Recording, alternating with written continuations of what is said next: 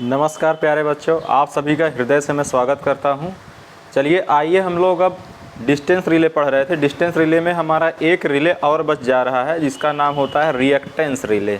तो सबसे पहले हम लोग रिएक्टेंस रिले का वर्किंग प्रिंसिपल समझते हैं, उसके बाद उनके चीज़ों को भी समझेंगे कि कहाँ यूज होता है, किस चीज़ के लिए ज़्यादा बेटर यूज होगा। तो जैसा कि हमने हेडिंग डाल ही रखा है रिएक्टेंस रिले, आप लोग भी हेडिंग डाल लीजिए।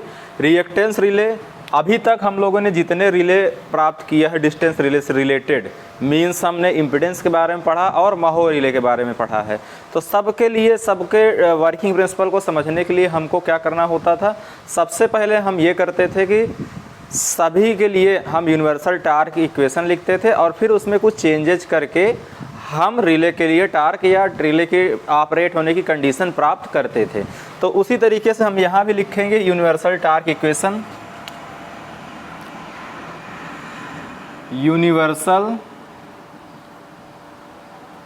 यूनिवर्सल रिले टार्क इक्वेशन,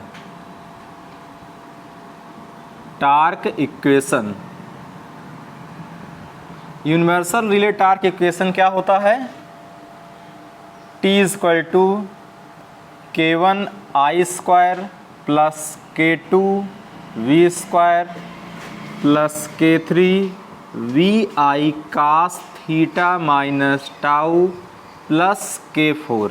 ये होता है मेरा यूनिवर्सल रिले टार्क इक्वेशन। अब मुझे रिएक्टेंस रिले प्राप्त करना है, तो रिएक्टेंस रिले की कंडीशन होती है फॉर रिएक्टेंस रिले की कंडीशन में आपका K2 और K4 0 हो जाता है और K1 आपका पॉजिटिव ले लिया जाता है और K3 आपका निगेटिव लिया जाता है। ये हमको याद रखना होगा, इतना टर्म हमको याद रखना होगा। अब हम ये वैल्यू यहाँ पर रखेंगे तो हमको क्या मिलेगा? T बराबर होगा K1I², फिर K2 वाला 0 हो जाएगा, K3 किस में है? माइनस में है, minus K3VI cos theta minus tau, और ये क्या है? K4 यहाँ पर क्या है? 0 है। तो ये मेरा आ गया। अब इसमें होता क्या है? फॉर रिले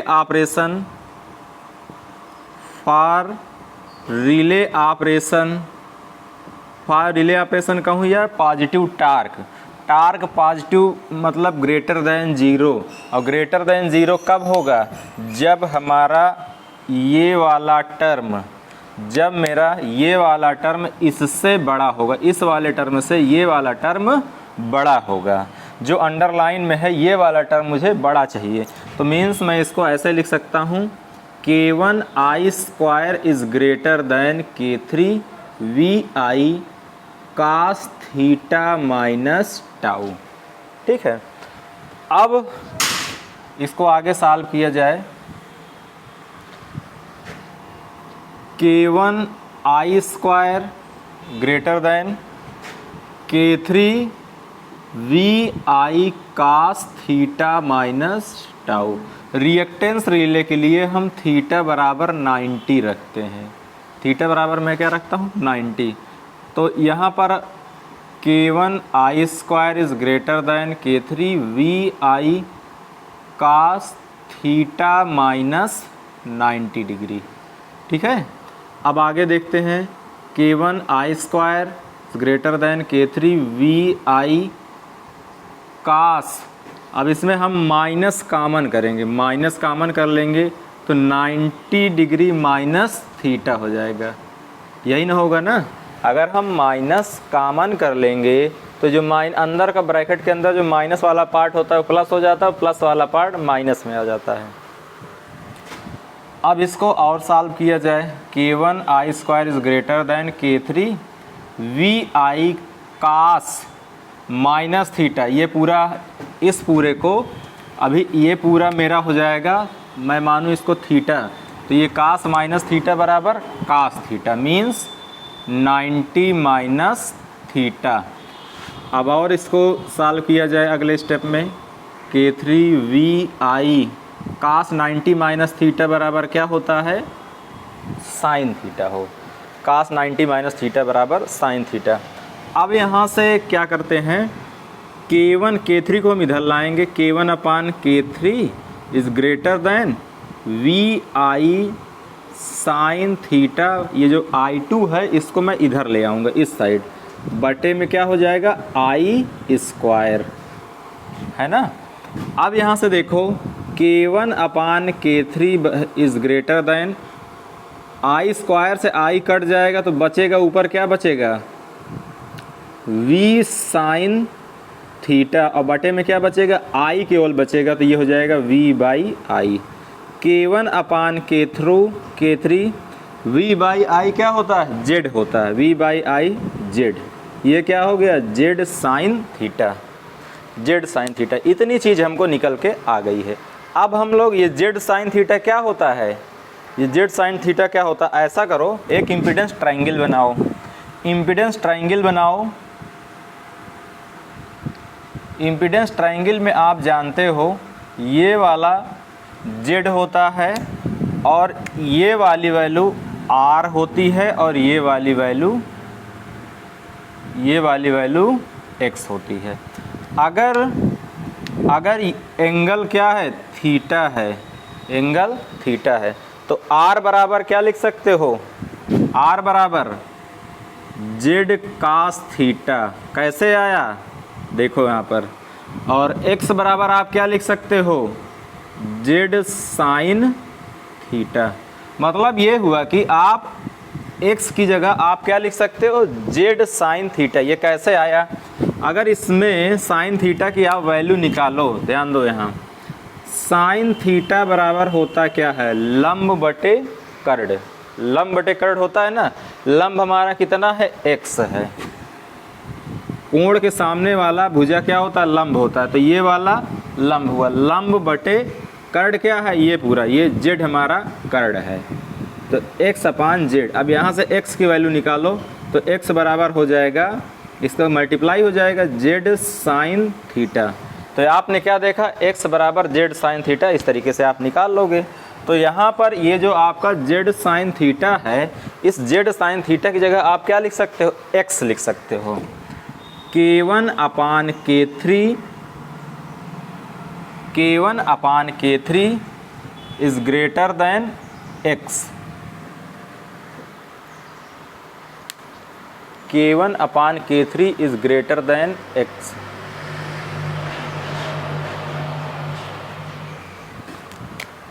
मीन्स आप ऐसे भी लिख सकते हो इसको, x is less than K1 upon K3। ये क्या है, रिले के ऑपरेट होने की कंडीशन है। रिले के ऑपरेट होने की कंडीशन क्या बता रहा है, ये x is less than K1 upon K3। ये किस कंडीशन में आया है, जब मेरी रिले ऑपरेट हुई है। किस कंडीशन में ये वैल्यू आई है, जब मेरी रिएक्टेंस रिले ऑपरेट हुई। हमने ये माना है ना, फॉर रिले ऑपरेशन, रिले मेरा जब ऑपरेट करेगा तो t ग्रेटर दैन 0 होगा, t का मान 0 से अधिक होगा, या तो मैं ये कहूँ टार्क मेरा पॉजिटिव होगा। तो आपने यहाँ पर वैल्यू रखा, ये वाला टर्म हमको बड़ा दिखाना होगा, ये वाला टर्म हमको छोटा दिखाना होगा। फिर हम इसको जब सॉल्व करते हैं तो हमको ये वैल्यू आती है। इस वैल्यू में हमको ये पता लगता है कि रिले हमारी कब ऑपरेट करेगी। रिले मेरी तब ऑपरेट करेगी जब रिएक्टेंस का मान K1 अपान K3 से कम होगा। रिएक्टेंस का मान मतलब रिले द्वारा जो सीन किया जा रहा है रिएक्टेंस, ये जो रिएक्टेंस कौन सा होगा, ये रिले द्वारा सीन किए जाने वाला रिएक्टेंस होगा। Reactance seen by relay, reactance seen by relay. और ये चूंकि कांस्टेंट है K1 अपान K3, तो मैं इसको इसको मैं रिएक्टेंस ही मानता हूँ। ये कोई एक रिएक्टेंस की वैल्यू होगी। और इसमें ये बताया गया है कि अगर रिले द्वारा जो सीन किया जाने वाला रिएक्टेंस है, अगर K1 अपान K3 से कम होगा तो रिले मेरी ऑपरेट करेगी। K1 अपान K3 से अगर रिएक्टेंस अधिक हुआ या बराबर हुआ तो रिले मेरा ऑपरेट नहीं करेगा। कहने का मतलब ये है कि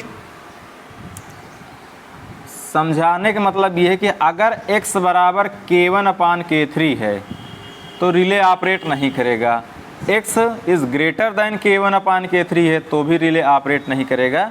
अगर x is less than K1/K3 है तो रिले ऑपरेट करेगा। ध्यान दीजिए, x बराबर K1/K3 तो भी रिले ऑपरेट नहीं करेगा।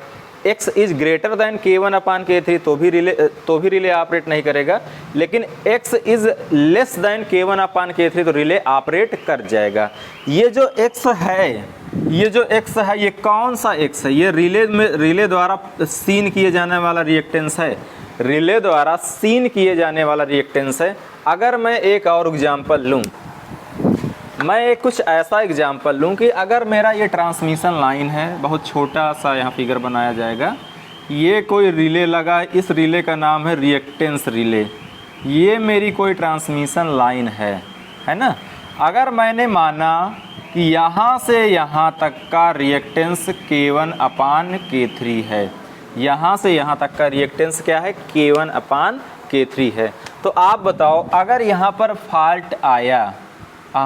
फॉल्ट आया, तो ये डिस्टेंस तो इसकी कम ही हो गई, तो रिएक्टेंस क्या हो जाएगा? कम हो जाएगा।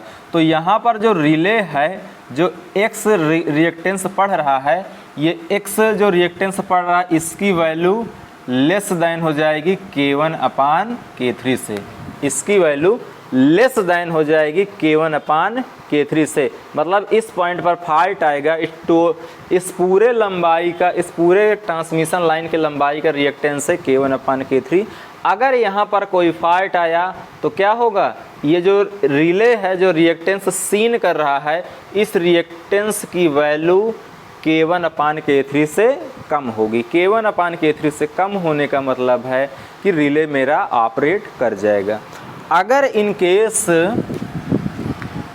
केस यहाँ तक ट्रांसमिशन लाइन होती और फॉल्ट मेरा इस पॉइंट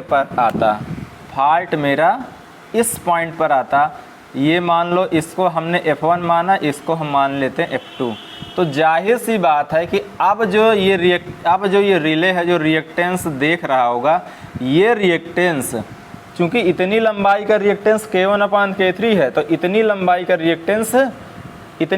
रिएक्टेंस F2 पॉइंट तक का रिएक्टेंस और अधिक हो जाएगा। तो K1/K3 से जो इस फॉल्ट के दौरान ये अभी फॉल्ट आया है पॉइंट F2 पर, इस फॉल्ट के दौरान जो रिले रिएक्टेंस मेरा पढ़ रहा है, वो रिएक्टेंस K1/K3 से अधिक है। क्यों अधिक है? क्योंकि K1/K3 केवल यहाँ तक का रिएक्टेंस है, इतना ट्रांसमिशन लाइन और जुड़ गया है। तो इसका मतलब ये हुआ कि यहाँ से यहाँ पॉइंट F2 तक का, यहाँ से लेकर पॉइंट F2 तक का रिएक्टेंस इस K1/K3 की तुलना में अधिक होगा और रिले द्वारा यही वाला रिएक्टेंस पढ़ा जाएगा। तो इस कंडीशन में रिले आपकी ऑपरेट नहीं होगी। ये हुआ रिएक्टेंस की कहानी। अगर हम इसका कैरेक्टरिस्टिक, इसको तो आप लिख ही लिए होंगे, अगर मैं इसका कैरेक्टरिस्टिक बनाना चाहूँ तो इसकी कैरेक्टरिस्टिक कुछ ऐसी बनेगी। देखिएगा आप,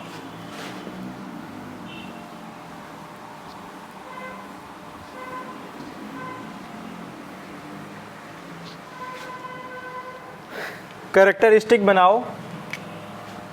कैरेक्टरिस्टिक हम लोग RX प्लेन में बनाते हैं। ये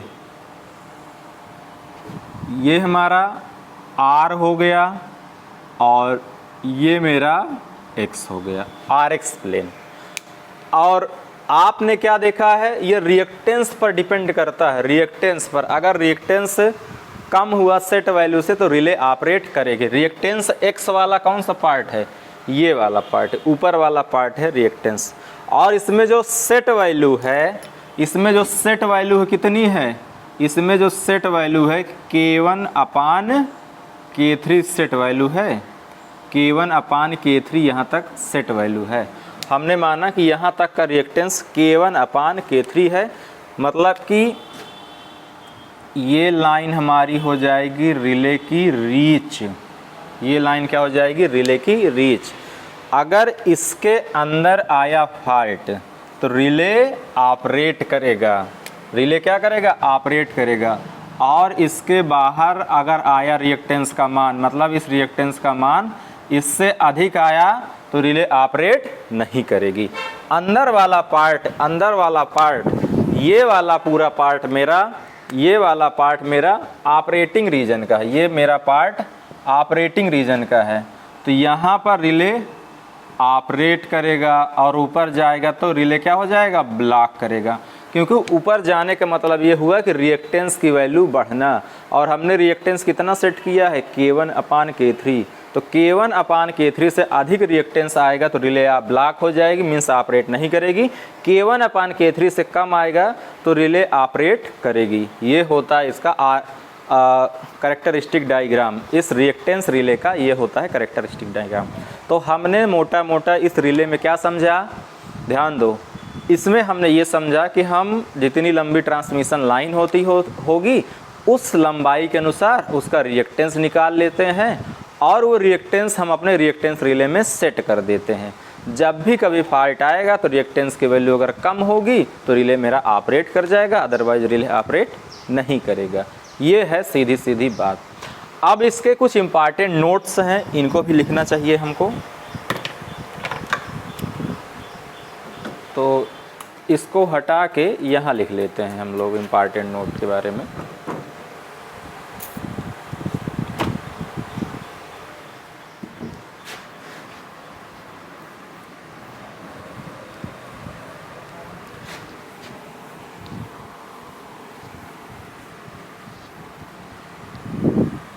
इसमें इम्पॉर्टेंट नोट में लिखो,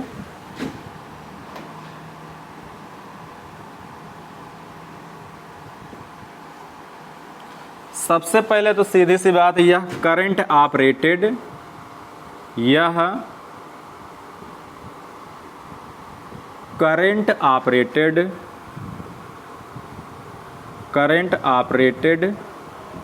वो करंट ऑपरेटेड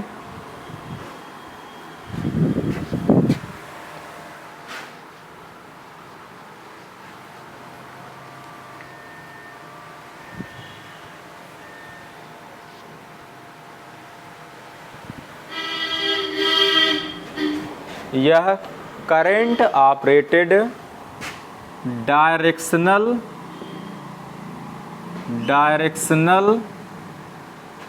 रिस्ट्रेंड रिले है। डायरेक्शनल रिस्ट्रेंड रिले है, यह current operated directional restrained relay है। अगला लिखो, चूँकि करंट ऑपरेटेड है तो नॉन डायरेक्शनल ही होगा, और आप इसमें देख भी रहे हो, इस ग्राफ से भी आपको स्पष्ट हो रहा है कि ये हमारी रिले जो है नॉन डायरेक्शनल रिले है। यह नॉन डायरेक्शनल रिले है, नॉन डायरेक्शनल रिले है, यह नॉन डायरेक्शनल रिले है। इसका प्रयोग हम शॉर्ट ट्रांसमिशन लाइन में करते हैं। इसका प्रयोग, इसका भी एक रीजन है क्यों शॉर्ट ट्रांसमिशन लाइन के लिए ज़्यादा उपयुक्त होता है। इसका प्रयोग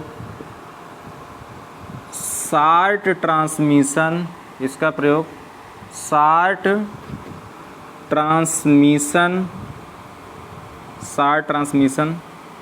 लाइन में करते हैं, लाइन में करते हैं। देखो बच्चों, होता क्या है ना कि चाहे हमारा इम्पीडेंस रिले हो, महो रिले हो या रिएक्टेंस रिले हो, महो रिले का यूज़ मैं लॉन्ग ट्रांसमिशन लाइन में करता हूँ, इम्पीडेंस रिले का यूज़ मैं मीडियम ट्रांसमिशन लाइन में करता हूँ, और रिएक्टेंस रिले का हम यूज़ शॉर्ट ट्रांसमिशन लाइन में करते हैं। और इन सब का रीजन है कि क्यों इसको हम शॉर्ट ट्रांसमिशन लाइन में करेंगे, क्यों हम मीडियम ट्रांसमिशन लाइन में इसको करेंगे, क्यों हम लॉन्ग ट्रांसमिशन लाइन में इस रिले को करेंगे। तो इन सब का रीज़न है। अब चूंकि ये आपकी ऑनलाइन क्लासेस है या रिकॉर्डेड लेक्चर आपको दिया जा रहा है, तो इसमें सारी चीज़ें नहीं बताएंगे, और इसके बारे में हम लोग और ज़्यादा अच्छे से तब जानेंगे जब हमारी ऑफलाइन क्लासेस चलेंगी, जब हम लोग क्लासरूम में बैठ कर पढ़ाएंगे तो उस कंडीशन में इसके बारे में भी समझेंगे कि क्यों होता है शॉर्ट में ही इसका यूज, क्यों होता है, इसका क्या रीज़न है, इन सब के डेप्थ में भी हम लोग जाएंगे। तो अभी जो लेक्चर आपको दिया जा रहा है या जो मैं दे रहा हूँ लेक्चर, अभी मैं ऐसा दे रहा हूँ कि आपका कोई एग्ज़ाम रुकने वाला नहीं है। बस ये है क्या क्यों कुछ ऐसा हो जाता है कि हमको और डीप में जाने की ज़रूरत पड़ती है, और वो मज़ा तब आता है डीप में बताने का जब आप लोग हमारे आँख के सामने बैठे होते हैं, तब उसका एक अलग ही मज़ा होता है। तो इसलिए बहुत ज़्यादा डेप्थ में नहीं जाएंगे। हाँ, लेकिन ये मेरी शर्त है कि आपका एग्ज़ाम से रिलेटेड कोई क्वेश्चन छूटने नहीं पाएगा मेरे टॉपिक से। ये मैं खुद से वादा किया हूँ कि ऐसा मैं आपको वीडियो प्रोवाइड करूँगा कि एग्ज़ाम से इधर उधर उसमें उस वीडियो से इधर उधर एग्ज़ाम में क्वेश्चन पूछा जाने वाला नहीं है। मीन्स ये हुआ कि मैं सारी चीज़ों को कवर करते हुए आगे चलूँगा, और जहाँ बहुत डेप्थ की बात होगी, हो सकता है हम बहुत डेप्थ में ना जाएं, लेकिन जब आपकी ऑफलाइन क्लासेस होंगी तो क्लासरूम में बैठकर हम लोग आपस में इंटरेक्ट होंगे और डेप्थ में डिस्कशन करेंगे। चलो आगे इसमें देखो।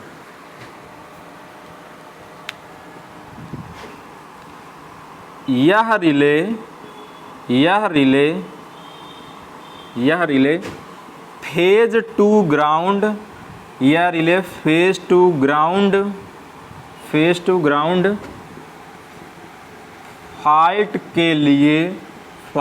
के लिए सबसे अधिक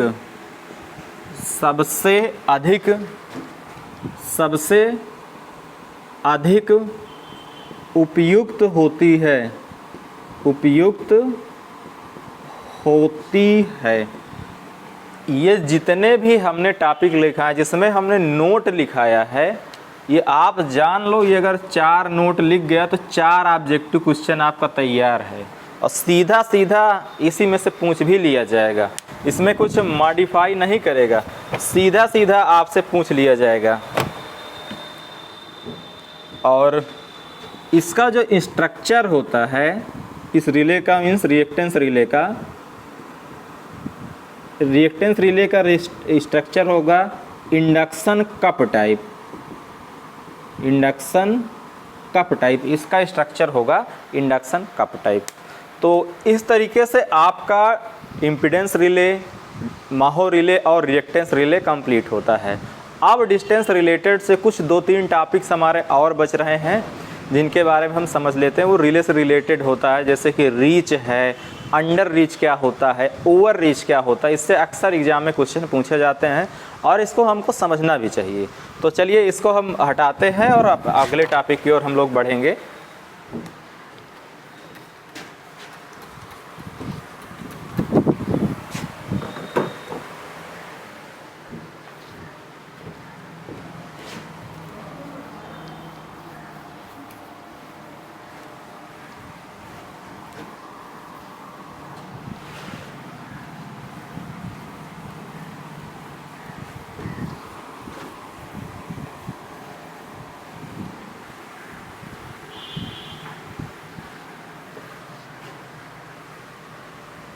चलो सबसे पहले हेडिंग डालो reach of relay. Reach of relay,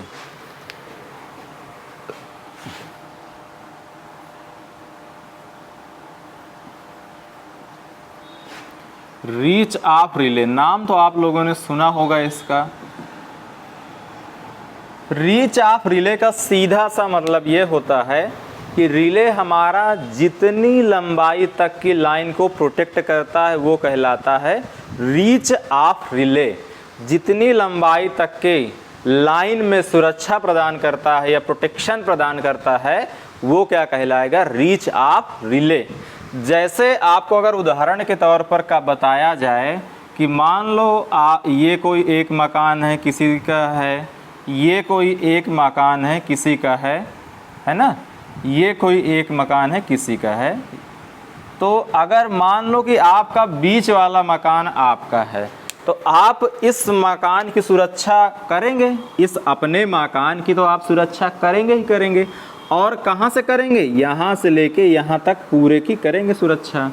आप यहाँ से लेके यहाँ तक के पूरे मकान का देख रेख करेंगे कि नहीं करेंगे। आप यहाँ से लेके यहाँ तक मीन्स पूरे मकान की देख रेख करेंगे, और आप बाहर, इसके बाहर मीन्स दूसरे वाले के मकान का देख रेख नहीं करेंगे, ना तो इस वाले मकान का, ना तो आप अपने पड़ोसी के मकान की देख रेख करेंगे।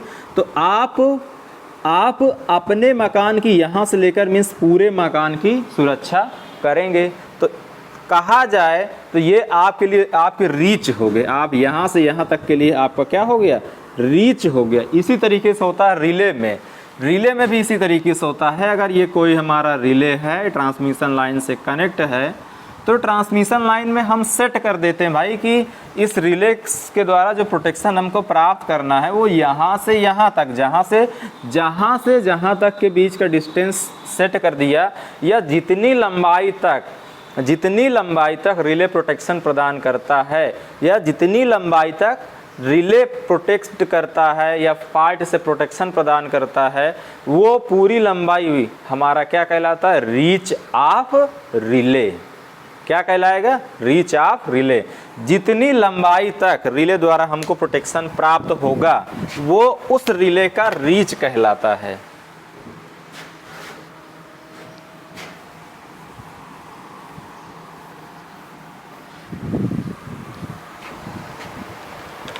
इसमें लिखो लाइन की वह लेंथ, लाइन की वह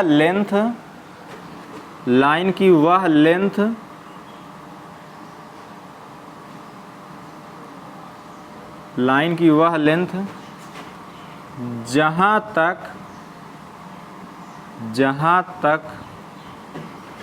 डिस्टेंस रिले द्वारा, जहां तक डिस्टेंस रिले द्वारा प्रोटेक्शन प्राप्त होता है रीच ऑफ रिले कहलाता है। रीच ऑफ रिले कहलाता है। रीच ऑफ रिले कहलाता है। जैसे एक हमने माना ये हमारा कोई ट्रांसमिशन लाइन है, ये मेरी कोई रिले लगी हुई है, यहाँ पर हमने डिस्टेंस रिले लगा के रखे हैं और ये ऐसे सेक्शन में बटा हुआ है, और हमने ये माना कि ये जो मेरी ट्रांसमिशन लाइन है यहाँ से यहाँ तक ट्रांसमिशन लाइन है, कुछ आगे गई है, और यहाँ वाला जो रिले है वो यहाँ वाला रिले यहाँ तक की लंबाई में प्रोटेक्शन प्रदान करता है। तो क्या कहलाएगा, यहाँ से यहाँ तक इसका क्या कहलाएगा, रीच ऑफ रिले कहलाएगा। इतनी बात समझ में आई होगी। अब आप ये समझो ये जो मेरा रिले है, ये रिले कैसे इतनी लंबाई को प्रोटेक्ट करता है, कैसे इतनी लंबाई को प्रोटेक्ट करता है। भाई रिले में आँख तो लगी नहीं होती है कि हमारा 100 किलोमीटर तक अगर ये है रिले में, मान लो कि ये 100 किलोमीटर लंबाई है, 100 किलोमीटर लंबाई है, तो इसका रीच क्या हो जाएगा, 100 किलोमीटर हो जाएगा। तो रिले में ऐसा कोई आँख या लेंस तो लगा नहीं होता है कि वो बैठे बैठे एक जगह से पूरी लंबाई को देखता रहे और जहाँ पर फॉल्ट आए सर्किट ब्रेकर को ट्रिप करा दे, ऐसा तो होता नहीं है। तो होता असल में क्या है, ऐसा क्या होता है कि रिले हमारा यहाँ से यहाँ तक की लाइन को प्रोटेक्ट कर पाता है। ऐसा होता ये है कि यहाँ से यहाँ तक की लंबाई, यहाँ से मीन्स चाहे जितना हो, हमने अभी 100 किलोमीटर माना है, यहाँ से यहाँ तक की लंबाई का हम लोग इम्पीडेंस कैलकुलेट कर लेते हैं, और इस इम्पीडेंस को इस रिले में हम सेट कर देते हैं। जब इम्पीडेंस का मान, ये जो सेट इम्पीडेंस है, इससे अगर कम आ जाएगा तो रिले मेरा ऑपरेट कर जाएगा। अगर इतना इम्पीडेंस रहे या इससे अधिक रहे तो रिले मेरा ऑपरेट नहीं करेगा। ऐसे ये प्रोटेक्शन प्रदान करता है रीच में।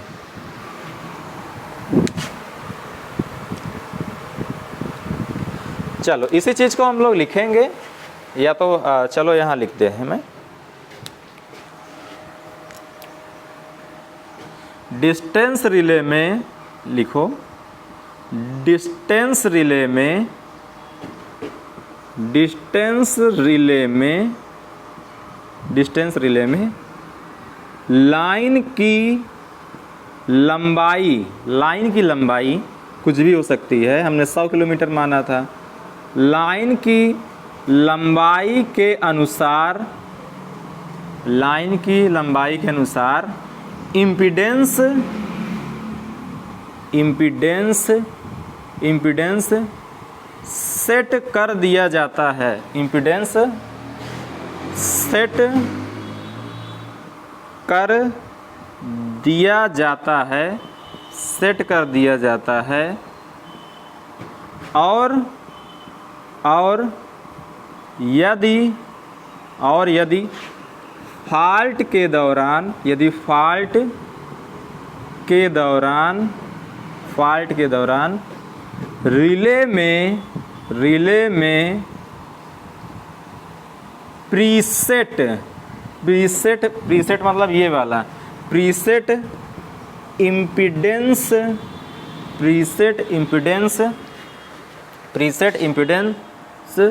से कम, प्रीसेट इम्पीडेंस से कम इम्पीडेंस का मान आया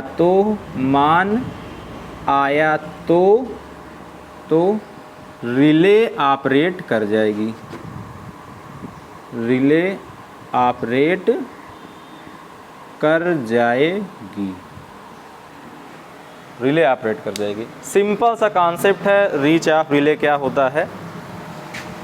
तो अभी आपने पढ़ा रीच ऑफ रिले, उम्मीद करते हैं आपको समझ में आया होगा, और इसी उम्मीद के सहारे हम लोग आगे बढ़ते हैं अपने नए टॉपिक की ओर, क्योंकि उम्मीद से कहते हैं दुनिया कायम है, और हम भी उम्मीद किए कि आपको ये चीज़ें समझ में आई।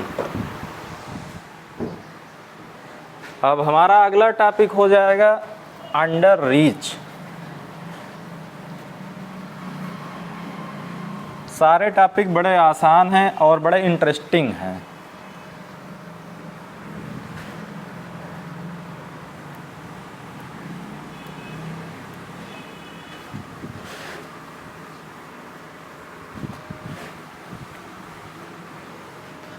अंडर रीच पढ़ना, under reach of distance relay.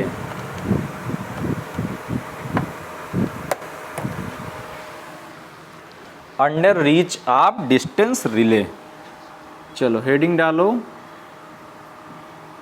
Under reach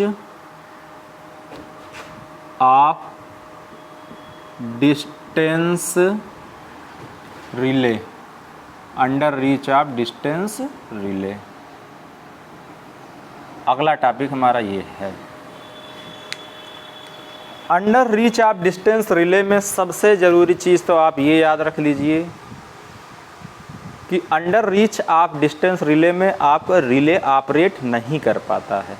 ये सबसे बड़ी मुख्य समस्या है अंडर रीच ऑफ रिले में, कि रिले हमारा ऑपरेट नहीं कर पाता है।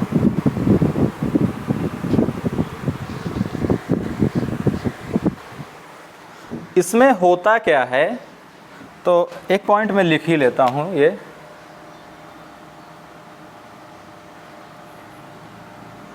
अंडर रीच के कारण, अंडर रीच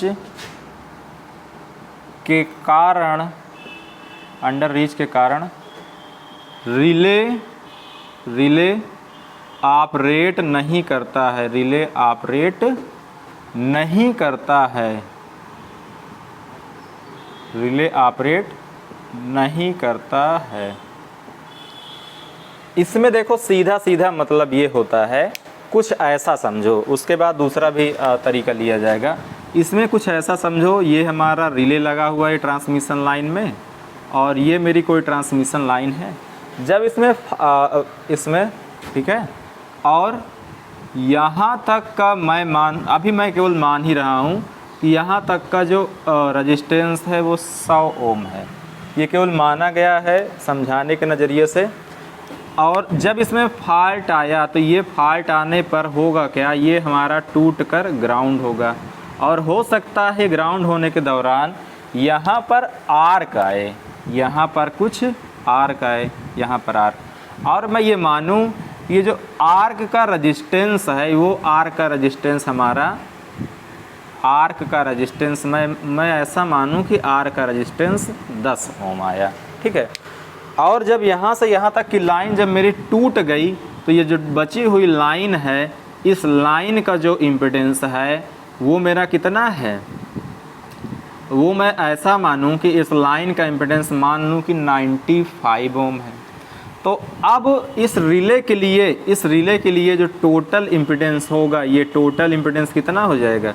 अब इस कंडीशन में रिले द्वारा सीन किए गए इम्पीडेंस कितना है, 95 + 10 बराबर कितना होगा, 105। और रिले में सेट कितना हमने इम्पीडेंस किया था, 100 ओम सेट किया था। अभी आर के दौरान कितना आया, 105 आ गया, मतलब ज़्यादा आ गया। अगर जब ज़्यादा आ गया तो रिले ऑपरेट नहीं करेगा। लेकिन वास्तव में रिले को तो ऑपरेट करना चाहिए था, रिले को तो ऑपरेट करना चाहिए था, क्योंकि फॉल्ट तो इसके रीच में ही आया है ना। यहाँ से यहाँ तक लाइन ये प्रोटेक्ट कर रहा है, इसका रीच होगा। और इसके प्रॉब्लम कहाँ है, यहाँ पर आया। और इस आर्क के कारण या तो ग्राउंड के रेजिस्टेंस के कारण ये जो हमारा सेट इम्पीडेंस था 100 ओम, उससे अधिक आ गया इम्पीडेंस, तो रिले मेरा ऑपरेट नहीं करेगा। ये घटना कहलाती है under reach of relay, under reach of relay. चलो इसमें अगला पॉइंट लिखो, इसको और डिटेल में अभी हम लोग समझते हैं। अंडर रीच की घटना, अंडर रीच की घटना, अंडर रीच की घटना arc resistance, arc resistance, arc resistance और अर्थ रेजिस्टेंस के भी कारण भी होता है। अर्थ रेजिस्टेंस, अर्थ रेजिस्टेंस के कारण होती है। ज़्यादा मेजर इफेक्ट जो आता है वो आर्क रेजिस्टेंस के कारण होता है।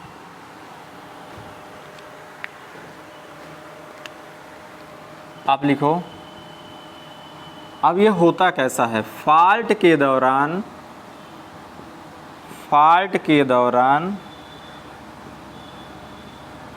फॉल्ट के दौरान लाइन के इम्पीडेंस में, लाइन के इम्पीडेंस में, लाइन के इम्पीडेंस में आर्क, आर्क का रेजिस्टेंस, आर्क का रेजिस्टेंस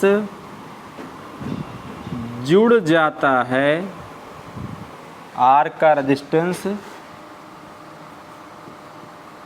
जुड़ जाता है, जिससे जिससे जिससे टोटल इम्पीडेंस, जिससे टोटल इम्पीडेंस, जिससे टोटल इम्पीडेंस सेट इम्पीडेंस से, जिससे टोटल इम्पीडेंस, जिससे total impedance set impedance, set impedance मतलब प्रीसेट इम्पीडेंस, जो रिले में हमने सेटिंग डाला है वो वाला प्रीसेट इम्पीडेंस से अधिक हो जाता है, अधिक हो जाता है, हो जाता है और रिले ऑपरेट, रिले ऑपरेट नहीं करती है, रिले ऑपरेट नहीं करती है। चलो इतना हुआ। हमने बताया ना कि हमने प्रीसेट कितना था, 100 ओम प्रीसेट किया था, और जब फॉल्ट आया तो यहाँ से यहाँ तक के कंडक्टर का इम्पीडेंस कितना बचा, 95 बचा। 95 ओम बचा, और ये R का रेजिस्टेंस कितना था, 10 था। इसमें हमने जोड़ दिया मोटा मोटा तो आ गया 105, और सेट कितना था, 100। फॉल्ट कंडीशन में हमारा कम होना चाहिए, देख रहे हैं हमारा बढ़ गया, तो रिले मेरा ऑपरेट नहीं करेगा। इससे बचाव के लिए हम लोग क्या करते हैं, जोनल प्रोटेक्शन स्कीम का प्रयोग करते हैं। कोई भी इम्पीडेंस रिले है उसमें जोनल प्रोटेक्शन स्कीम का प्रयोग करते हैं। जोनल प्रोटेक्शन स्कीम क्या, ये अभी आगे आएगा तो बताया जाएगा।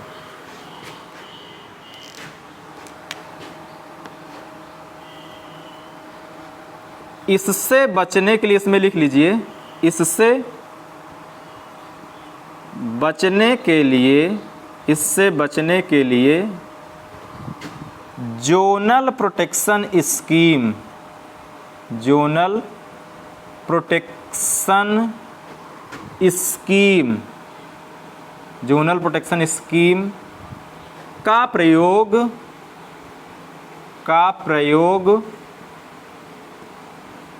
करते हैं, जोनल प्रोटेक्शन स्कीम का प्रयोग करते हैं। अब देखो इसमें अंडर रीच में थोड़ा सा हम लोग क्या करते हैं, हम लोग जो रिले की कैरेक्टरिस्टिक है ना उसको लेके समझते हैं कि ऐसा क्या होता है। उस रिले की कैरेक्टरिस्टिक को लेके, अगर हम रिले की कैरेक्टरिस्टिक को लेके समझेंगे तो हमको और मज़ा आएगा। देखो ऑब्जेक्टिव के पॉइंट ऑफ व्यू से आपका ये सारा थ्योरी यहाँ तक कंप्लीट है, लेकिन मैं कुछ एक्स्ट्रा बताना चाह रहा हूँ, कुछ एक्स्ट्रा थोड़ा सा और अच्छे से जान लीजिए इसको अंडर रीच में कैसे होता होगा। चलो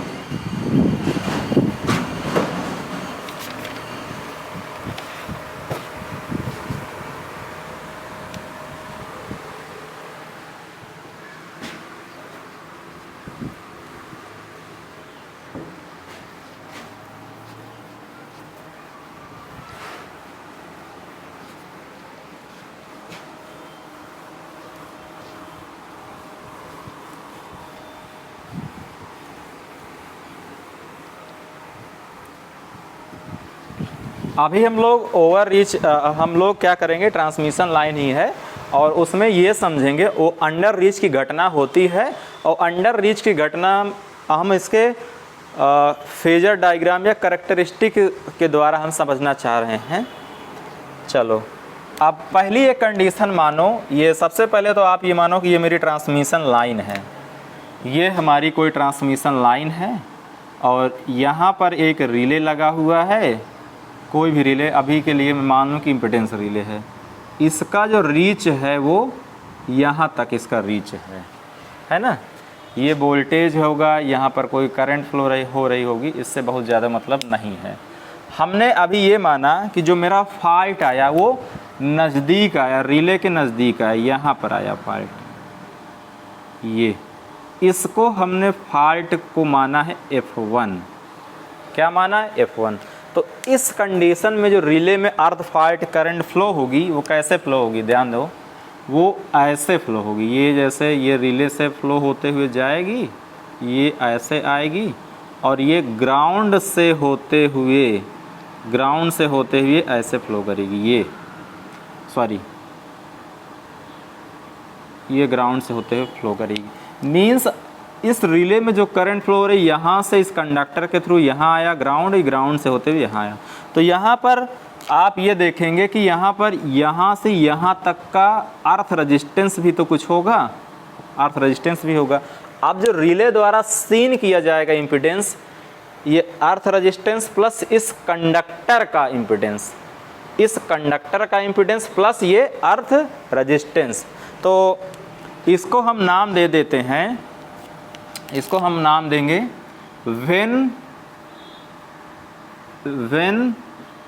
when the fault occurs near the relay position। अगर मेरा फॉल्ट रिले के नज़दीक में आया है तो क्या होगा, समझो। अब एक इम्पीडेंस रिले का हम कैरेक्टरिस्टिक ड्रा करेंगे। ये इम्पीडेंस रिले का कैरेक्टरिस्टिक कुछ ऐसा ही होता है, ऐसा ही तो होता है इम्पीडेंस रिले का कैरेक्टरिस्टिक। ये हमारा R होता है, ये मेरा X होता है, ये मेरा R और ये मेरा X। अब मैं केवल इस रिले की बात कर रहा हूँ, इस फॉल्ट की कंडीशन में मैं इसमें ड्रा करूँगा कैरेक्टरिस्टिक। मैं ये समझा ये फॉल्ट आया तो यहाँ से यहाँ तक की ट्रांसमिशन लाइन का इम्पीडेंस, ये देखो सबसे पहले समझो कि ये जो हमारा सर्किल हमने बनाया, इस सर्किल का जो रेडियस होगा, इस सर्किल का कुछ भी रेडियस मान लो, यहाँ से लेके यहाँ तक का जो भी रेडियस है, ये जो रेडियस है ये है, इसको हम इम्पीडेंस के रूप में शो करते थे पहले भी। तो ये जो इम्पीडेंस, ये कौन वाला इम्पीडेंस है, ये यहाँ से लेके यहाँ तक वाला इम्पीडेंस है। इस पूरे ट्रांसमिशन लाइन के इम्पीडेंस हमने यहाँ शो किया है, इस पूरे ट्रांसमिशन लाइन के इम्पीडेंस हमने यहाँ पर शो किया। कहीं पर भी कर सकते हो, वो ट्रांसमिशन लाइन के एंगल पर, लोड एंगल पर डिपेंड करता है, इम्पीडेंस एंगल पर डिपेंड करता है। तो हम क्या कह रहे हैं, यहाँ से लेके यहाँ तक का, यहाँ से यहाँ तक क्या है, इस ट्रांसमिशन लाइन का इम्पीडेंस है। और ये हम कहाँ दिखा रहे हैं, यहाँ पर दिखा रहे हैं। अभी जो फॉल्ट आया कहाँ तक आया है, ये इस पॉइंट तक आया है और हमने ये माना कि यहाँ तक का इम्पीडेंस है ZL1। तो ये इस ट्रांसमिशन लाइन से इसकी लंबाई कम है, और कम है तो इसका इम्पीडेंस भी कम होगा। इसका इम्पीडेंस कम होने का मतलब ये जो इम्पीडेंस हमने टोटल लिखा था, ये इम्पीडेंस कुछ कम होगा। तो कुछ कम का मैं मान लूँ कि मेरा इम्पीडेंस, मैं ये मान लूँ कि केवल यहाँ तक का मेरा इम्पीडेंस है। ये कितना है, ZL1। यहाँ मैं लिखूँगा ZL1, ये ZL1 लिखा है, छोटा सा दिखेगा नहीं। और इसमें ये तो ट्रांसमिशन लाइन का इम्पीडेंस हो गया, और इस रिले द्वारा और क्या क्या देखो, जहाँ जहाँ करंट फ्लो होती है वहाँ वहाँ इम्पीडेंस सीन किया जाता है रिले द्वारा। जैसे जैसे करंट फ्लो होगी वैसे वैसे रिले समझेगा इम्पीडेंस को। यहाँ से यहाँ तक करंट फ्लो हो रही थी, यहाँ तक समझा, यहाँ तक ZL1 इम्पीडेंस आया। अब यहाँ से यहाँ तक आया, यहाँ से यहाँ तक इसमें क्या आया, अर्थ का रजिस्टेंस आया। इम्पीडेंस नहीं है, अर्थ का रजिस्टेंस है। तो रजिस्टेंस के समानांतर में एक लाइन में खींचूंगा, ये मेरा क्या कहलाएगा, अर्थ रजिस्टेंस। अब इसको मैं मिला दूंगा तो ये मेरा क्या आ जाएगा, टोटल इम्पीडेंस। मींस रिले द्वारा इस टाइम जो इम्पीडेंस सीन किया जा रहा है वो टोटल इतना रिले द्वारा सीन किया जा रहा है। और आप ये बताओ, आप समझो, ये जो टोटल इम्पीडेंस आया, ये टोटल इम्पीडेंस सर्किल के अंदर है। सर्किल के अंदर का मतलब ये है कि ये ऑपरेटिंग रीजन में है। ऑपरेटिंग रीजन का मतलब ये है कि इस कंडीशन में रिले मेरा ऑपरेट कर जाएगी, इस कंडीशन में रिले मेरा ऑपरेट कर जाएगी। तो हमने ये पाया कि अगर रिले के नज़दीक कोई फॉल्ट आया, चाहे वो आर्किंग, अगर आर्क बने तो ठीक है, या तो ग्राउंड फॉल्ट आए तो भी, दोनों की कंडीशन में हमने ये समझा कि जब रिले के नज़दीक फॉल्ट आता है तो अंडर रीच की प्रॉब्लम नहीं होती है। अंडर रीच की प्रॉब्लम का मतलब होता है कि रिले का ऑपरेट ना होना, रिले का ऑपरेट ना होना। लेकिन हमने ये देखा कि यहाँ पर रिले मेरी ऑपरेट कर जा रही है। यहाँ लिख लो, during the fault position, during the fault position F1 relay operated, relay मेरी ऑपरेट कर जाएगी, रिले मेरी ऑपरेट कर जाएगी। अब मैं क्या करता हूं, एक दूसरी कंडीशन में लूंगा। अब मैं एक दूसरी कंडीशन लेता हूं। मैं ये दूसरी कंडीशन में ये मान रहा हूं कि फॉल्ट जो है रिले से दूर आ रहा है। When the fault far of relay, जो रिले, जो फॉल्ट आया है वो रिले से दूर आया है, तो फिर वही सेम ट्रांसमिशन लाइन है। यहाँ पर हमने रिले सेट किया हुआ है, सेम ट्रांसमिशन लाइन है, कोई कुछ भी चेंजेस नहीं है, कुछ भी बिल्कुल भी चेंजेस नहीं है, सेम रीच है, इसका भी सेम रीच है, कोई दिक्कत नहीं है। बस ये है कि फॉल्ट हमारा दूर आया है। फॉल्ट अभी हमने ये मान लिया कि यहाँ पर फॉल्ट मेरा आया है और ये फॉल्ट आके ग्राउंड हो गया। यहाँ का नाम हमने दे दिया है F2। अब समझो, अब जो यहाँ पर जो करंट फ्लो होगी रिले में, कैसे फ्लो होगी, ऐसे देखो, ये आपका ऐसे जाएगी, ये पूरे ट्रांसमिशन लाइन में होते हुए जाएगी, और ये यहाँ से होते हुए, यहाँ से होते हुए, ये यहाँ से होते हुए ऐसे आएगी, ये यहाँ से होते हुए ये ऐसे आएगी। ये हमारी कुछ करंट, ऐसे करंट फ्लो होगी। तो रिले द्वारा जो सीन किया जाएगा जो इम्पिडेंस होगा, ये जो रिले द्वारा सीन किया जाएगा इम्पिडेंस यहाँ से यहाँ तक का होगा, प्लस इस ग्राउंड का भी तो इम्पिडेंस सीन करेगा। ग्राउंड का जनरली रेजिस्टेंस हम मानते हैं, तो ग्राउंड का भी अर्थ रेजिस्टेंस भी तो सीन करेगा। ये अर्थ रेजिस्टेंस यहाँ से यहाँ तक का अर्थ रेजिस्टेंस भी तो सीन करेगा। तो इसी चीज़ को ऐसा करते हैं, इम्पिडेंस डायग्राम में हम बनाते हैं। ये मैं मान लूँ कि ये मेरी कोई इम्पिडेंस रिले है, इम्पिडेंस रिले की कैरेक्टरिस्टिक है, ये इम्पिडेंस रिले की कैरेक्टरिस्टिक है।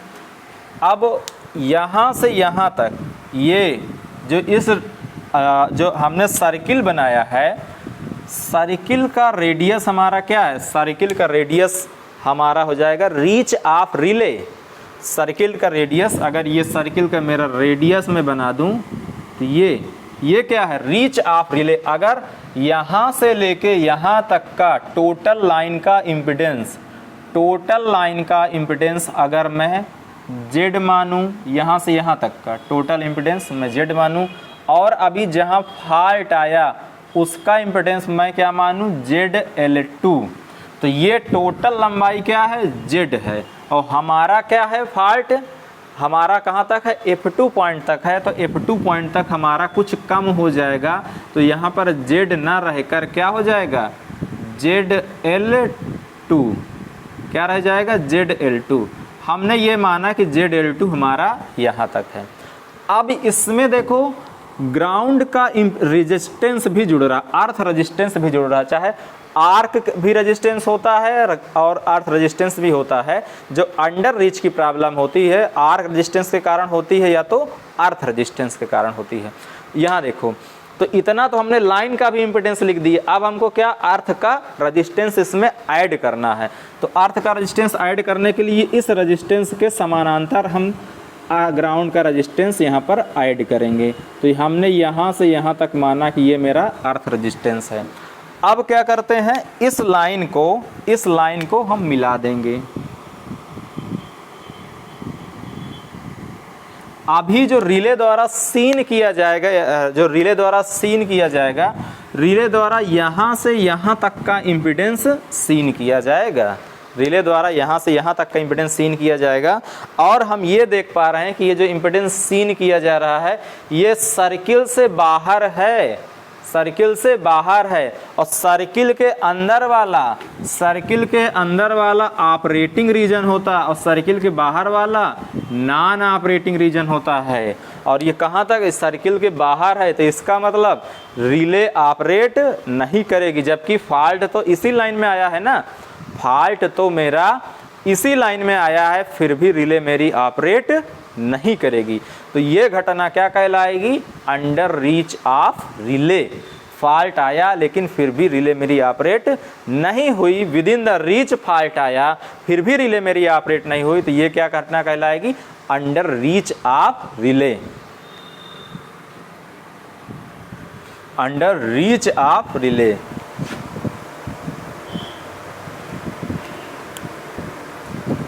तो इस कंडीशन में जो फॉल्ट, अगर F2 पॉइंट पर फॉल्ट आएगा, F2 पॉइंट पर अगर मेरा फॉल्ट आएगा तो relay fail to operate, relay operate होने में फेल हो जाएगी, रिले ऑपरेट होने में फेल हो जाएगी। तो ये ऐसा होता है, जो अंडर रीच की प्रॉब्लम आती है वो अगर जब फॉल्ट हमारा रिले से दूर आता है लेकिन विद इन द रीच है, रीच के अंदर ही है, रिले से दूर है, तब अंडर रीच होने की संभावना होती है। लेकिन अगर फॉल्ट हमारा रिले के नज़दीक आता है तो अंडर रीच की समस्या नहीं आती है। और अंडर रीच की समस्या से छुटकारा पाने के लिए हम लोग कैसा करते हैं, हम लोग जोनल प्रोटेक्शन स्कीम का प्रयोग करते हैं। इसको मैं हटाता हूँ और हम ऐसा समझते हैं, जैसे आपसे पूछा जाए कि अंडर रीच की समस्या सबसे ज़्यादा किस रिले में आती है? अंडर रीच की समस्या सबसे ज़्यादा किस रिले में आती है? तो इसको समझने के लिए सबसे आसान मेथड ये होता है कि सारे रिले की कैरेक्टरिस्टिक हम बना लें और सबका रीच समान माने।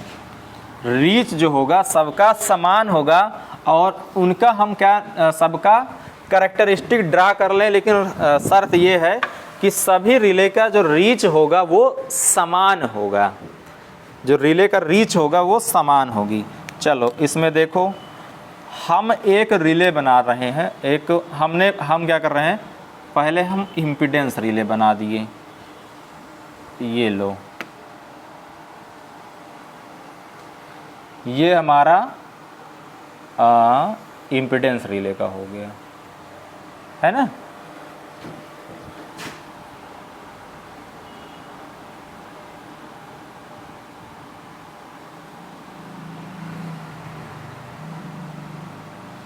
ये क्या है, R है, ये क्या है, ये मेरा X है। इम्पीडेंस रिले का हो गया। ये जो कैरेक्टरिस्टिक किसका है, इम्पीडेंस रिले का है, लिख देता हूँ इम्पीडेंस, ये वाला इम्पीडेंस का। अब मैं देखो रीच इसकी यही है, यहाँ से यहाँ तक रीच है, ये रेडियस, यहाँ से यहाँ तक रीच, यहाँ से यहाँ तक रीच, यहाँ से यहाँ तक, सब रीच वही है। अगर हम रिएक्टेंस रिले बनाना चाहें तो कैसे बनाएंगे?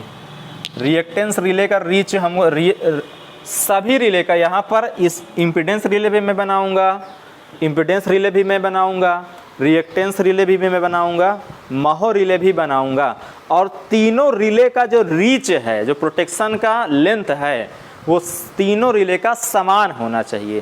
तो रिएक्टेंस रिले हमारा कहाँ बनता है, एक्स एक्सिस पर बनता है, तो उसकी रीच इस इम्पीडेंस रिले के समान ही तो होना चाहिए। तो इसलिए हम क्या करेंगे, इसी के समान, इसी के पैरेलल एक लाइन हम खींच देते हैं, और ये मेरा क्या होता है, ये मेरा रिएक्टेंस रिले का कैरेक्टरिस्टिक है। ये आपका किसका है, रिएक्टेंस रिले की कैरेक्टरिस्टिक है। चलो अब एक हमारा बचता है महो रिले। तो महो रिले की कैरेक्टरिस्टिक बनाया जाए। महो रिले देखो, उसका जो सर्किल है सेंटर, ये कुछ ऐसा बनता है, थोड़ा सा सही नहीं बना है, इसको और बढ़िया बनाते हैं। महो रिले है, जो महो रिले का जो सर्किल है वो ओरिजिन से पास होता है, और उसका जो सेंटर होता है टाउ एंगल शिफ्टेड होता है एक्स एक्सिस से। यही होता है महो रिले जहाँ तक है।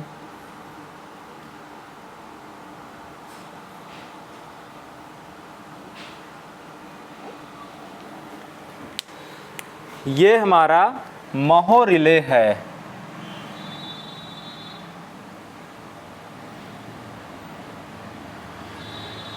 हाँ,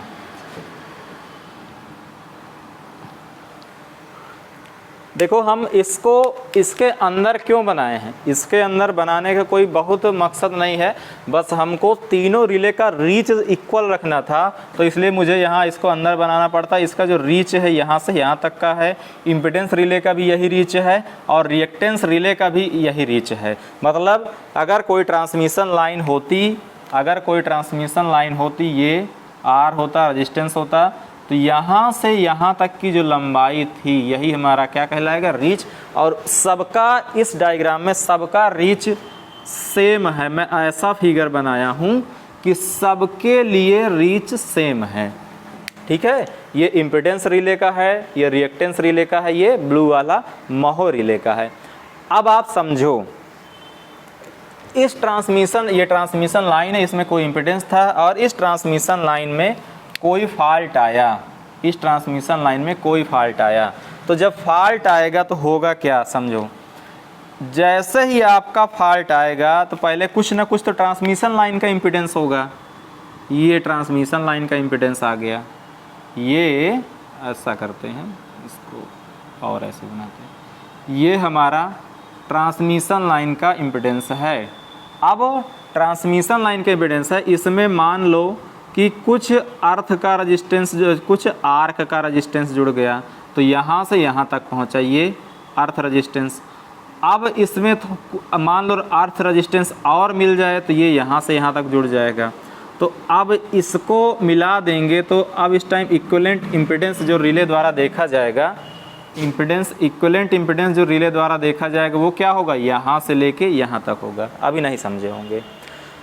अभी इसको ऐसा समझो कि इसमें कोई फॉल्ट आया था कंडक्टर में, तो Z11 लंबाई तक का इम्पीडेंस ये था, और उसमें उस लंबाई में समझो यहाँ से यहाँ पर मान लो कोई फॉल्ट आया और फॉल्ट के कारण यहाँ से यहाँ आर्क भी बन रही है, यहाँ से यहाँ तक आर्क बन रही है। फिर उसके बाद आर्क के थ्रू ये ग्राउंड के थ्रू ऐसे करंट फ्लो हो रही है। तो अभी हमने ये माना कि ये यहाँ से यहाँ तक का जो इम्पीडेंस है वो यहाँ से लेके यहाँ तक की ट्रांसमिशन लाइन का इम्पीडेंस है।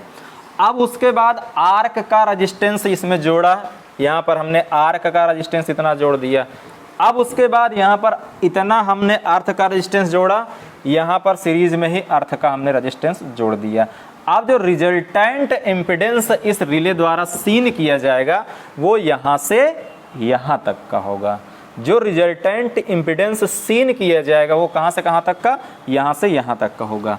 तो अब आप ये बताओ टोटल इम्पीडेंस कहाँ से कहाँ तक है, यहाँ से लेके यहाँ तक है टोटल इम्पीडेंस। तो आपसे अगर सवाल पूछा जाए कि क्या इम्पीडेंस रिले ऑपरेट करेगा, मेरा क्वेश्चन क्या है, सुनो मेरा क्वेश्चन सुनिए और आप जवाब दीजिए मुझे। क्या इम्पीडेंस रिले इस कंडीशन में ऑपरेट करेगा? अब उसका पता लगाने के लिए हम इम्पीडेंस रिले का रीच देखते हैं। इम्पीडेंस रिले देखो हमारा ये इसका रीच है, ये इम्पीडेंस रिले है और इस रीच के बाहर है इम्पीडेंस, इसका मतलब इम्पीडेंस रिले मेरा ऑपरेट नहीं करेगा। क्या महो रिले ऑपरेट करेगा? क्या महो रिले ऑपरेट करेगा? महो रिले का रीच क्या ये है, इससे भी बाहर है, तो महो रिले ऑपरेट नहीं करेगा। क्या रिएक्टेंस रिले ऑपरेट करेगा?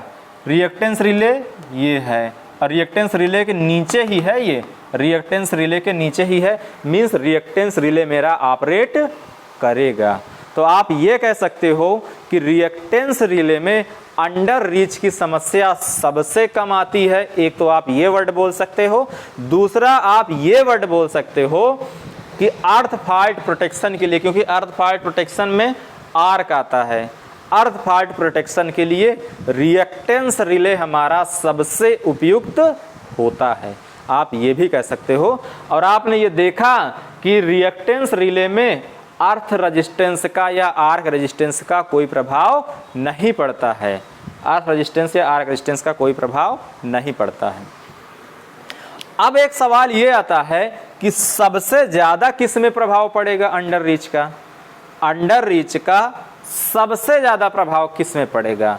तो इसमें आप देखो यहाँ तक तो कंडक्टर का इम्पीडेंस है, उसके बाद यहाँ तक ये वाले पॉइंट तक, ये वाले पॉइंट में हमने आर्क का रेजिस्टेंस जोड़ दिया। तो सबसे पहले कौन सा इफेक्ट हुआ?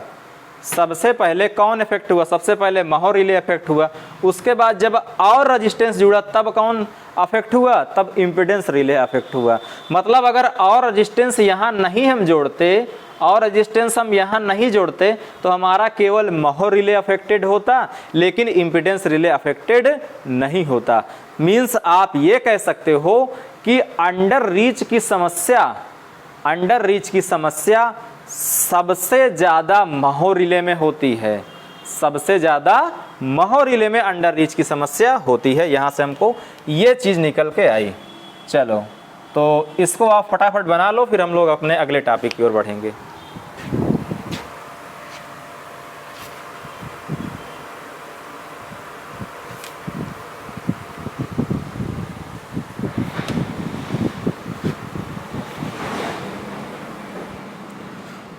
तो चाहो तो इसको लिख भी लो, लीस्ट इफेक्ट किस में आएगा? लीस्ट इफेक्ट आएगा रिएक्टेंस रिले में, और सीवर सबसे अधिक इफेक्ट किस में आएगा? सीवर इफेक्ट, अंडर रीच की समस्या आएगी महो रिले में। और जब एक कम हो गया एक सबसे ज़्यादा हो गया तो मॉडरेट वाली जो समस्या आएगी, मॉडरेट वाली जो समस्या आएगी वो आएगी इम्पीडेंस रिले में आएगी। ये थोड़ा सा ग्राफ आप समझने की कोशिश किया करिएगा, क्योंकि ग्राफ दिखने में तो थोड़ा सा अजीब लगता था, हाई डिप्लोमा वाले बच्चों के लिए थोड़ी सी दिक्कत होती है, लेकिन ग्राफ से समझना ज़्यादा आसान होता है। अगर आप ग्राफ बनाना सीख गए या इसका कैरेक्टरिस्टिक डायग्राम बनाना आप सीख गए तो फिर इसमें परेशानी नहीं होगी।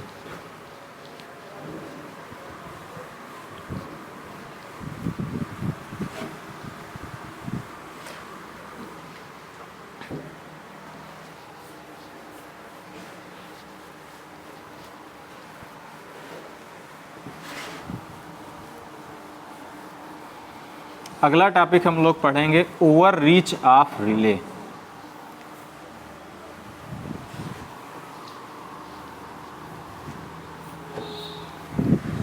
अगला टॉपिक हम लोगों का होगा over reach of relay.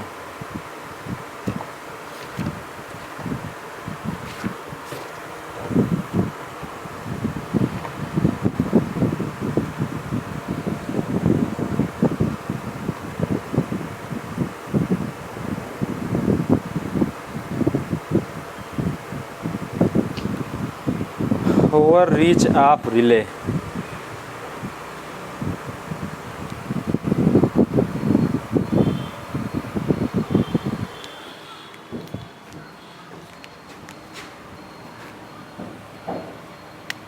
Over reach of relay,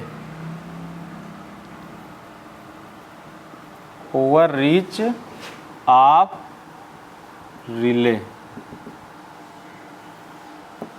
over reach of relay की घटना में होता क्या है? ओवर रीच की घटना में रिले हमारी ऑपरेट कर जाती है, और रिले ऑपरेट कुछ ऐसे करती है कि हमारा फॉल्ट तो रीच के बाहर आता है लेकिन फिर भी रिले ऑपरेट करती है। तो हमारा बताने का सीधा सा मतलब ये है कि यहाँ पर अगर मेरी कोई रिले हो और इस रिले के आगे यहाँ से यहाँ तक इसका रीच हो और फॉल्ट यहाँ आया, तो इस कंडीशन में भी रिले ऑपरेट अगर कर जाए तो ये घटना क्या कहलाती है? Over reach of relay. चलो लिखो इसमें, ओवर रीच की घटना में, ओवर रीच की घटना में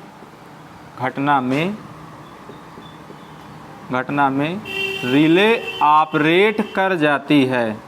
ओवर रीच की घटना में रिले ऑपरेट कर जाती है। ओवर रीच की घटना में रिले ऑपरेट कर जाती है।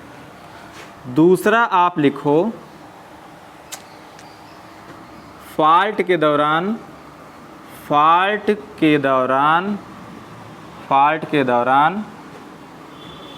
रिले में फॉल्ट के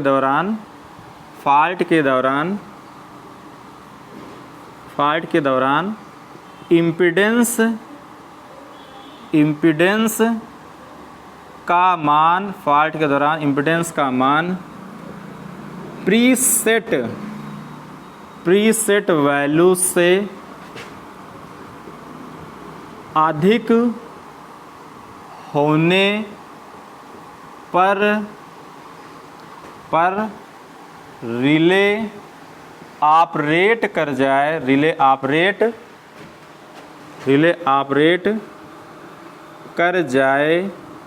ऑपरेट कर जाए तो ओवर रीच कहलाता है। ओवर रीच कहलाता है। ओवर रीच की घटना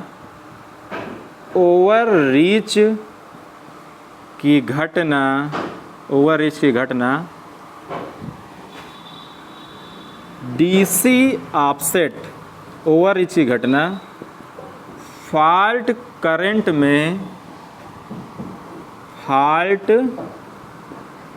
में डीसी ऑफसेट के कारण होता है।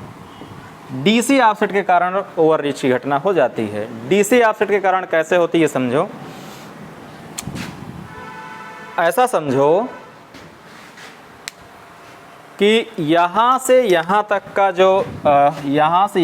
का जो इम्पीडेंस है जेड डैश है, ठीक है, यहाँ से यहाँ तक का इम्पीडेंस जेड डैश है और ये इम्पीडेंस हमारा जेड एल1 है। यहाँ से यहाँ तक का जेड डैश हमने माना, जेड एल1 माना। इसका बहुत मतलब नहीं है, इसलिए उस पर ध्यान ही मत देते हैं। और हमने ये मान के रखा है कि सप्लाई वोल्टेज हमारा V है, बहने वाली करंट हमारी I है। तो अगर मान लें व्हेन नो डीसी ऑफसेट, अगर डीसी ऑफसेट नहीं है तो जेड इम्पीडेंस का मान क्या आएगा, V/I, और इस टाइम जो बहने वाली करंट होगी IAC होगी। अब दूसरी कंडीशन है व्हेन डीसी ऑफसेट प्रेजेंट,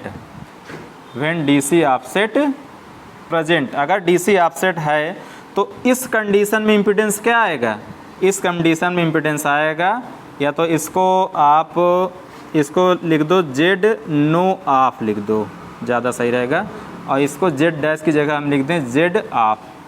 तो इसमें देखो V अपान क्या आएगा, IAC प्लस IDC।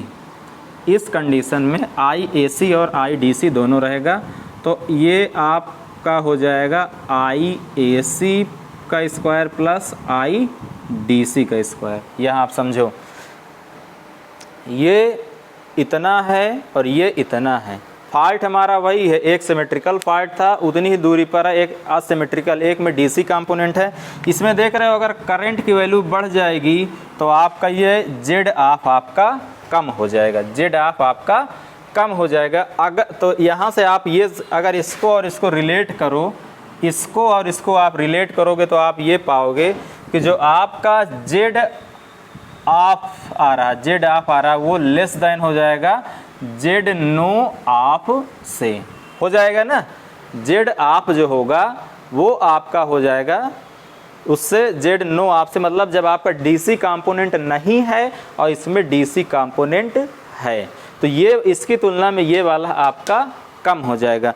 अगर ये जो जेड ऑफ आ रहा है, अगर ये जेड ऑफ का मान इतना आ गया कि इस जेड डैश यहाँ से यहाँ तक से कम आ गई इसकी वैल्यू, इस यहाँ से यहाँ तक जो इसका रीच है, इसके इम्पीडेंस के अनुसार, इस रीच के अनुसार जो इम्पीडेंस है अगर उससे कम आ गया, अगर जेड ऑफ का मान इस जेड डैश से कम आ जाएगा तो इस कंडीशन में रिले आपकी ऑपरेट कर जाएगी, जबकि रिले को ऑपरेट नहीं करना चाहिए था। क्यों नहीं करना चाहिए था?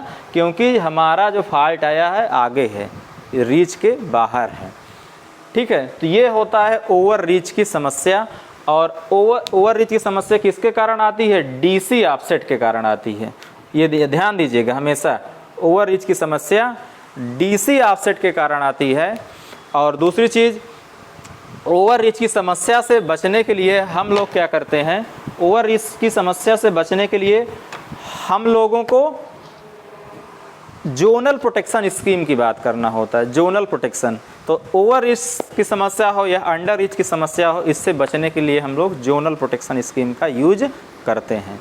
चलो आज की क्लास हम यहीं एंड करते हैं। कल की क्लास में आपको एक ऐसा मैं टेबल बनवाऊंगा कि जिसमें तीनों इम्पीडेंस रिले हैं, इम्पीडेंस रिले, रिएक्टेंस रिले और माहो रिले, सबके बारे में सारी जानकारी केवल एक टेबल से आपको मिल जाएगी। सारे क्वेश्चन एक टेबल से आपके सॉल्व होने वाले हैं। आपके जो नया लेक्चर आएगा उसमें मैं टेबल बनाऊंगा, सारे क्वेश्चन एक टेबल से आपके सॉल्व होंगे। आज की क्लास में यहीं पर एंड करता हूं। आप सभी का बहुत बहुत धन्यवाद। आपका दिन शुभ हो।